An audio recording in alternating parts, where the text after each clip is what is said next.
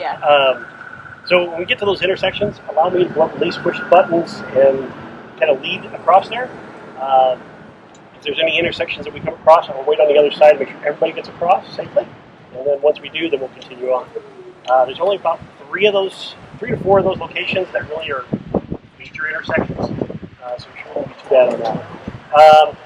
Nobody wearing a helmet but me. Okay. We had the option. Yeah, you had the option. Right. You're safe. Yeah. You signed the waiver, didn't you? Okay. All right. Well, let's say basically that is we're going to do a lot of stopping and starting with this because it is a 6-mile tour, 2.5 hours. It'll probably take a little longer with pictures and videos and stuff for today. So if everybody brought at least a drink. Water. You guys need water? There's also water right inside there at the museum. So anybody wants to grab one before you go. It's a good buy. If you have a water bottle, we can always fill up across there too. So. Well, one thing I have done is I have partnered with Mermaid Secret Garden, and everybody gets a free gift today. So, try one of these. Yeah. These are not for sale in their store, but you do get one.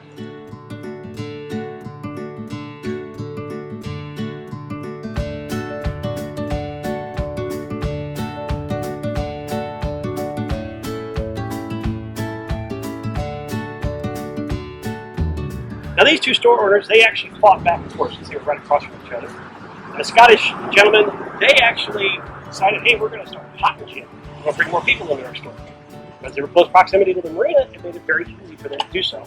But in 1888, they petitioned to get the U.S. Post Office. Once they get the U.S. Post Office petition, then they were allowed to name the town, and the U.S. government gave them permission to do so, and they had the post office there, which brought more people into their store.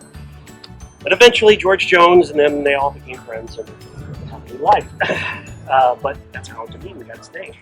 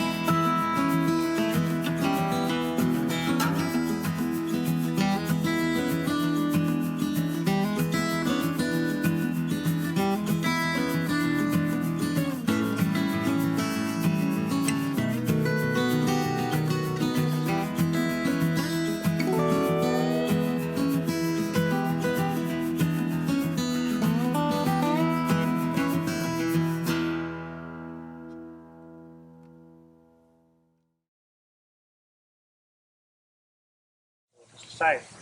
Now, when they actually had the opportunity with this church, the Presbyterian church said, you can have the church, but you got to move it.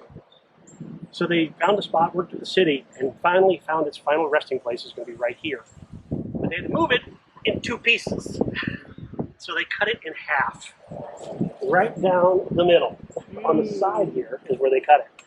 And they moved it in two pieces down here in 1971. And they raised enough money between 1971 and 1974 to actually start to restore it. And so the Historical Society took over the project, and from 1974 to 1982, they restored the building to its back to its original glory.